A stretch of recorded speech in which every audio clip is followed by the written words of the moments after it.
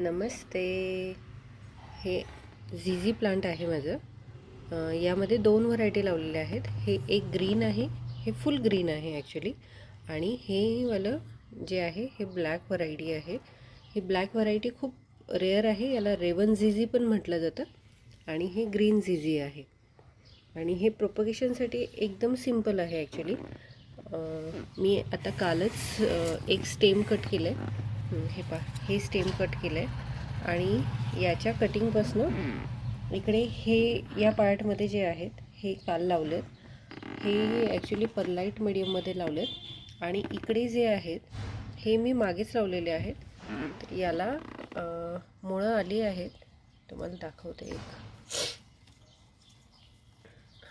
हे पहा, तुम्ही बघू शकता याला मुळं आली आहेत आणि छान बल्बही तयार झाला आहे.